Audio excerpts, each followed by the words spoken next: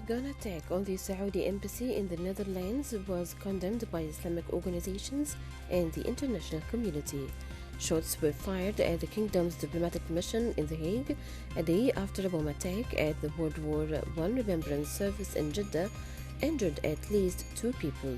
Security personnel at the embassy informed Dutch security services as soon as the incident occurred and the building was cordoned off.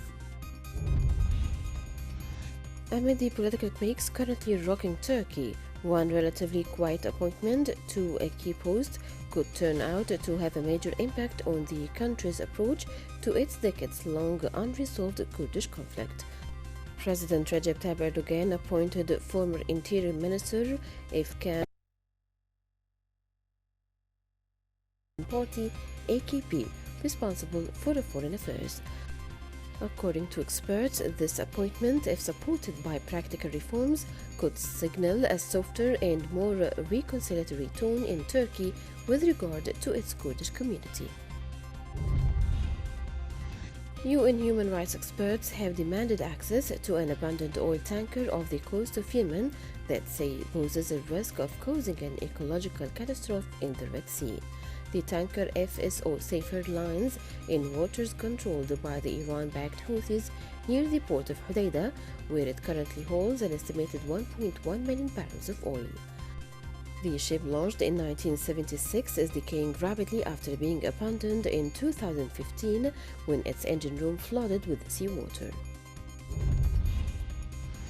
The UK government has taken 3 Gulf countries off its mandatory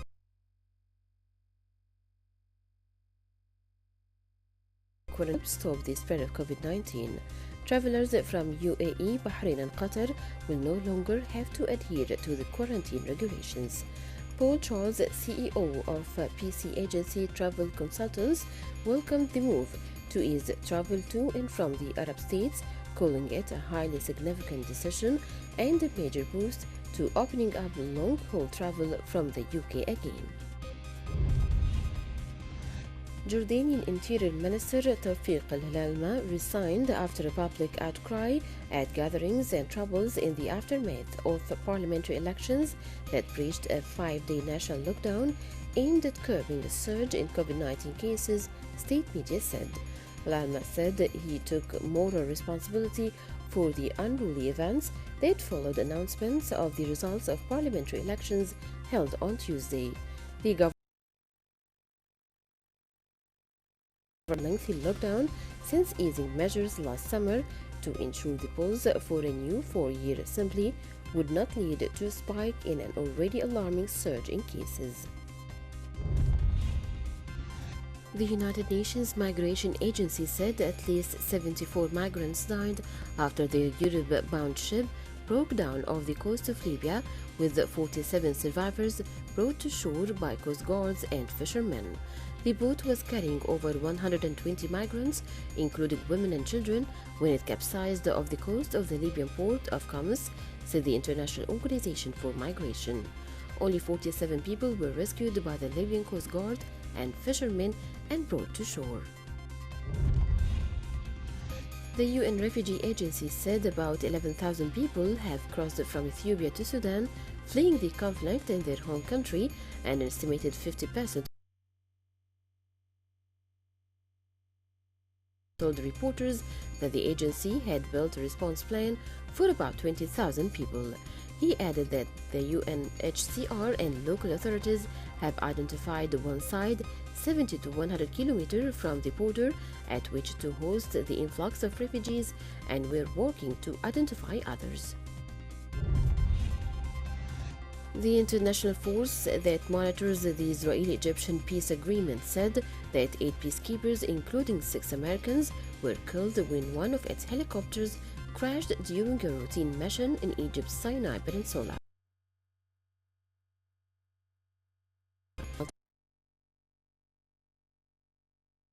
Member of keeper and check member of the dead, pending notification of their families. It said the injured peacekeeper was American. The MFO said the helicopter crashed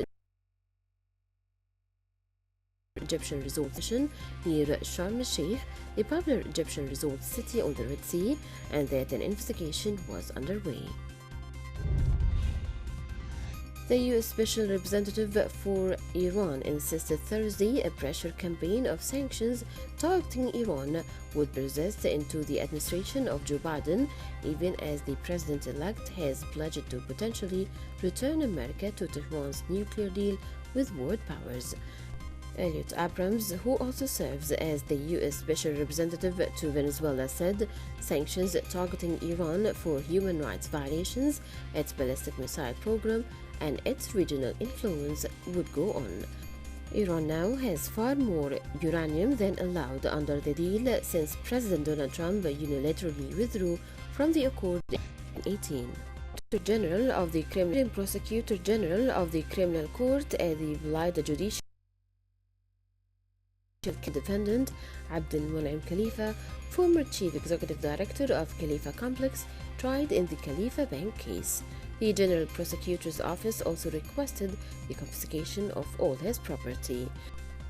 Khalifa and other defendants are prosecuted on charges of constitution of criminal association, falsification of official documents, and use of forgery, meeting theft, fraud, breach of trust and corruption, falsification of bank documents, and fraudulent bankruptcy. Jordanians elected 130 new representatives, 100 of whom will sit for the first time amid the absence of the most prominent lawmakers and a decline in the number of influential figures. A number of former prominent lawmakers from the Islamic Action Front and Reform Bloc and Together-list MAN lost the elections, as well as a number of tribal candidates. Representatives to be elected. A limited number of their candidates managed to be elected. Despite witnessing a delicate post-election transition period, the U.S. is reaffirming that its interests, allies, and policies remain constant and are not affected by change in presidents or ruling parties. Regardless of who is president on January 20th, Washington will continue to work closely with allies to deter hostile activities of common enemies. This was echoed in statements made by U.S. Special Representative for Iran and Venezuela, Elliot Abrams, who concluded a Middle East tour by visiting Saudi capital Riyadh. Malaysia is hoping for improved trade relations with the U.S. when the administration of American President-elect Joe Biden takes office. Following the reporting by major American media outlets of Biden seen on Sunday said that the Southeast Asian nation was looking forward to its comprehensive partnership with the U.S., continuing to be an overreaching framework for proactive, multifaceted, and mutually beneficial collaboration. At least 6 people have died and 10 others are missing after Typhoon Vamco made landfall in the Philippines.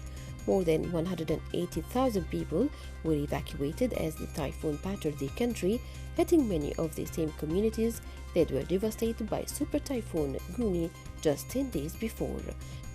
Typhoon Vamco, referred to as Ulysses in the Philippines, is equivalent in force to a Category 2 hurricane.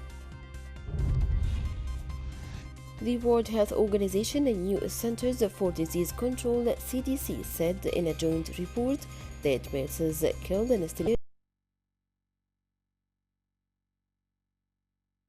after a decade-long failure to reach optimal vaccination coverage, resulting in the highest number of cases for 23 years.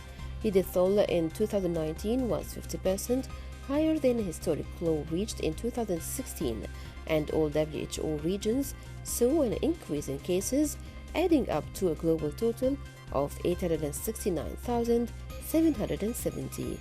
This year, there have been fewer cases, but the COVID-19 pandemic has further set back vaccination efforts, with more than 94 million people at risk of missing measles vaccines in 26 countries that have paused their vaccination campaigns, including many countries with ongoing outbreaks.